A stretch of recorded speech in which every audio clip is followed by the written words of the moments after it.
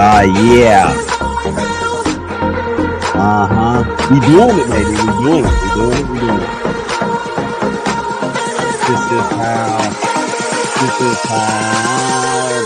how we do. Welcome back to the second segment of the ShakeBack Sports Show.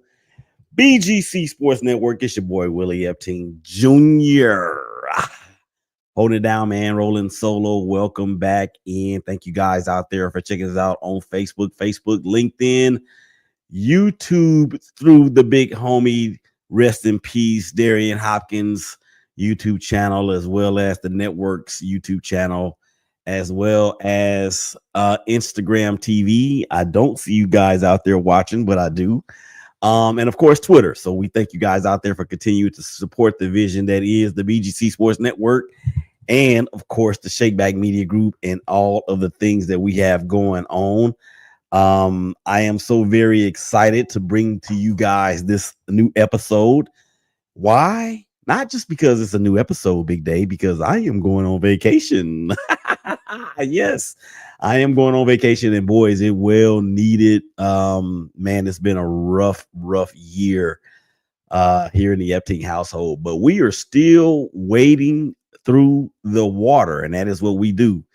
We wade in the water until we get to make sure that we don't drown. And enough of the I guess the biblical or the gospel references for now. I'm sure it could make a return here in the second segment at some point. But just in case you missed it in the first segment, yes, the New York Knicks, the Indiana Pacers, and we have seen a little bit of I wouldn't necessarily call it deja vu, but it is eerily similar to deja vu when you talk about how the Pacers, particularly in that game one, came back and beat the Knicks in the style and the fashion that they did. And then, of course, to go on and take game two, completing the sweep in New York City and firming their stranglehold on the series. So it's going to take a lot for the Knicks to get back into this thing. I had said initially that if the Knicks did not win game two, that I think the series was going to be over in 5. But you know what? Stranger things have happened. I mean, you have game one for the evidence for that.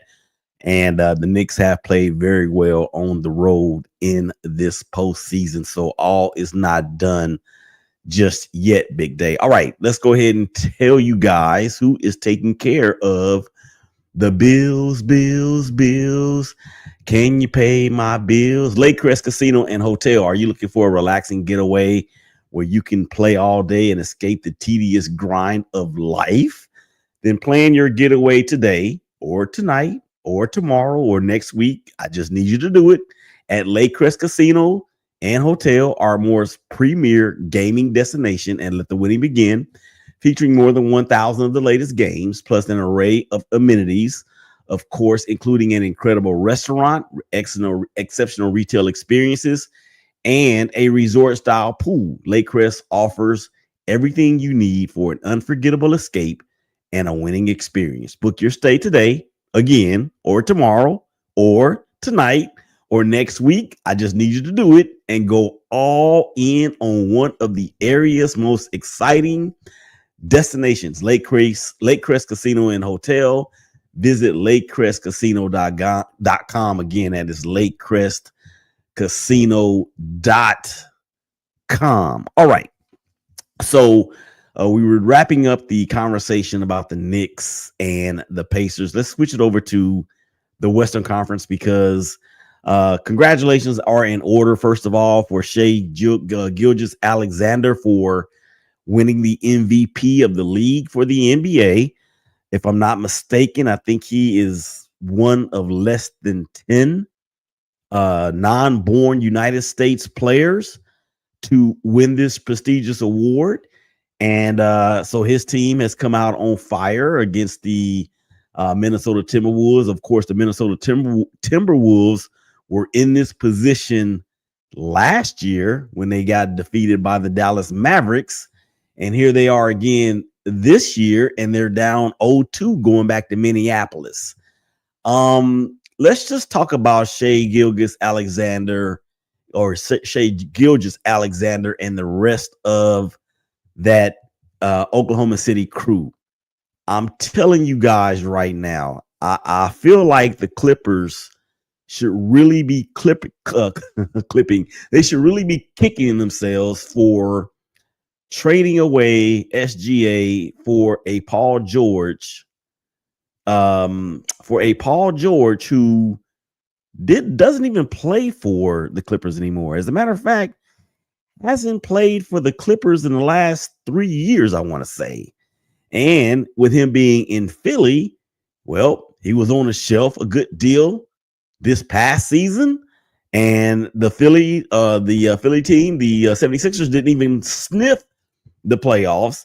And here Oklahoma City is again the second consecutive year that they have secured the number 1 seed in the NBA playoffs, and now are only 2 games away from reaching their second or their third NBA finals as a franchise in their history. Now, if you remember, and some of y'all might, because you just may not be old enough, and that's okay.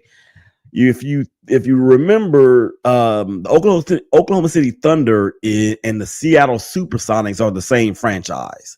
They just moved from Seattle to Oklahoma City. So they won their first title back in 79. I want to say it was maybe 78.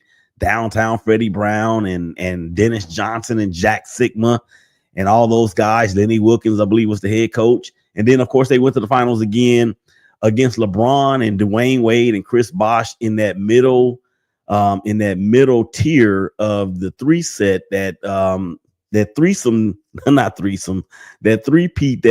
the Heat won at that time, the Eastern Conference. And of course, that was the Thunder with KD, Russell Westbrook, James Harden, so many others. Of course, they lost that series 4-1 to Miami, but they're 2 games away from being there again. And when they have beaten the Timberwolves in both of these games, it hadn't even been close. Hasn't even been close. And you talk about a team that is deep and can play defense and has a closer and all of the ancillary pieces that is necessary to actually reach an NBA Finals and win it. That's the Oklahoma City Thunder, ladies and gentlemen. That is the Oklahoma City Thunder. And I'm not saying they're going to sweep the T-Wolves, but they have held Anthony Edwards in check for both games. And I think Alex Caruso, who is so underrated as a vet player on that team, I think he is the critical cog in that lineup, or coming off the bench and being the spark plug that he is. Now, he has a lot of experience as well. I can't remember if he was on the Lakers team in the bubble that won the championship, but he's got a lot of experience. He can D you up. He can hit the big shot. And I think he's a perfect complement to the guys in the starting lineup for the Thunder. But when you look at the Timberwolves and Julius Randle, who scored 28 points in game 1, he struggled in game 2. I think the Thunder are just a tough matchup for the Minneapolis Timberwolves. I said Minneapolis. Y'all know how I like to do. When the city is, when a team is named after the state, I call it the city that they play in.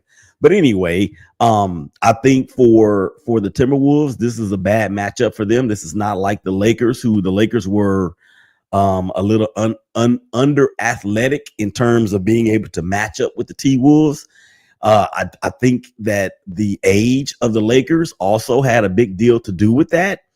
And it was just a bad matchup for the Lakers, as just as much of as a bad matchup is for them with the Thunder. So I think for the T-Wolves, they're going to have to win game 3 in order to extend this series at least to a game 5. And I don't have a whole lot of confidence in that, because not only is Oklahoma City one of the best, if not the best teams in the entire league defensively, but they have a road record that mirrors that of the old Boston Celtics, Lakers. They're 32-8 away from Oklahoma City. So it does not bode well, in my opinion, for a Timberwolves team that was only 25-16 at home. So they were actually one game difference between their home record and their road record. So those guys, Anthony Edwards is going to have to somehow find a groove. I can't remember the name of the coach for the Timberwolves, but he's going to have to dial up something in order to get Anthony Edwards loose, because they cannot, and I repeat, they cannot win this series without him. So we'll see how it all shakes out. I do see that. I mean, as I said about the Pacers and the Knicks, if the Knicks don't get game 3 in Indianapolis, the series will go no more than 5 games. Same thing for Minnesota or Minneapolis. If they don't get game 3 in Minneapolis, this game or this series will not go any further than 5 games. And then you're going to have a finals that includes 2 very small market teams in Oklahoma City and, of course, in Indianapolis. But we don't want to put the cart before the horse, or the horse behind the cart, or however that phrase goes. So we just going to move on. All right. Let's get to some hashtag Brothers of Baseball show. They are in the building. Of course, the show you can hear Monday through Friday on the 12s and 6s, 1s and 7s Central Time on BGCSN1 and BGCSN2. Anna, Mike, we will actually have a brand new episode big day before I go on vacation. But let's go ahead and get to some hashtag Brothers of Baseball show, because there's a few things that I want to address. And one of them being Ronald Acuna Jr. I talk about this cat as though he is my favorite player in Major League Baseball, and he just might be, and I haven't admitted it yet. But what I am going to say about this dude is that he was the first ever 70-40 individual in Major League Baseball. Of course, that's 40 home runs, 70 stolen bases. And he won the MVP that year. I actually had picked him to win the MVP again in 2024, but for another tear of his ACL. So you talk about a ShakeBack story. Ronald Acuna Jr. is just that for the hashtag Brothers of Baseball, because in his return to the Atlanta Braves on Friday night against the San Diego Padres, all he does is what he does. And he came up to the dish, and the very first pitch that he saw, he rocketed it over the left field fence for a home run. And that, to me, is a complete testimony as to how important it is for our mindsets to be in a way to which the distractions don't distract us. And I can assume that it was relatively easy for him to become distracted because of, number one, the injury type, and the fact that this is the second time he's had it. So it really bodes well for his mental capacities and his mental capabilities to stay above the distractions that come along with rehab and everything else, particularly when it's the second time you had the second time you've had the same injury, and people start writing you off. And you hear those things. I don't care what they say. You hear those things when people start writing you off and all those things. So if for nothing else, I think I want to commend the young man for being able to battle his way back to where he is. Now, will he be the Ronald Acuna Jr. of 2023? Time will tell. But I can tell you this much: for an Atlanta Braves team that started out the season at 0-7, and for an Atlanta Braves team that has had to battle so many injuries already in 2025 with Acuna Jr. and also with Spencer Strider, one of their, I guess you could say he's their ace. To say all of that has happened, the Braves, as of tape time, are still a +7 run differential. Even though they've lost 3 straight coming into this particular episode, they are a +7 differential, and they actually went over 500 for the first time this season. And no team has ever made the playoffs in Major League Baseball when starting the season 0-7. Will the Braves be that team that eclipses that dubious distinction. I think they have the talent. They're healing up at the right time instead of getting injured at the wrong time. And you know that their manager is one of the best in the game. So he's going to galvanize all of that and have the Braves put their best foot or their best spike forward in an attempt to make something happen that has never happened before. And I think it's tremendous. And this is a tremendous testament to the mindsets of everybody in that organization. Okay, one other thing in the hashtag Brothers of Baseball. We got 2 minutes left to go in the segment. Excuse me. I want to talk about my Oakland A's because I'm gonna tell you, like, I can't remember if it was Lettucey or who it was, but it's an emotional roller coaster. Loving them ain't nothing easy or healthy. And I say that, or I do the poorest and most horrible rendition of whoever that artist is. Saying that the Athletics have lost 10 games in a row. After making an appearance in the hashtag Brothers of Baseball show power rankings, just a bit outside rankings just a couple of weeks ago. Now the Athletics have lost 10 in a row. And I often joke, and I just did it in this episode, about how teams that have states as their geographical, I guess, diction.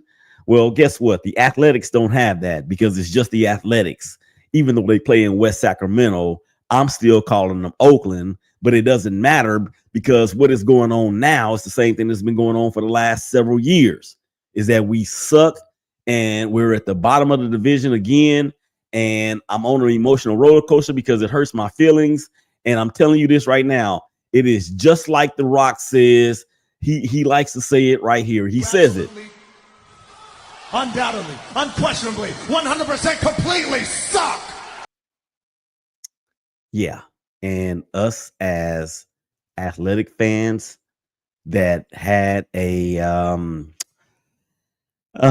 positive outlook on what the season could bring. And I know we're still early, but doggone it, it's going to be early late. And for all of us athletics fans, die hard, long time, long suffering athletics fans, it hurts. It hurts really bad. And when you have the talent that we have with Brent Rooker and Lawrence Butler and JJ Bleday and JP Spears on the bump, it makes it that much more of a head scratcher, and it makes me want to cry just that much more.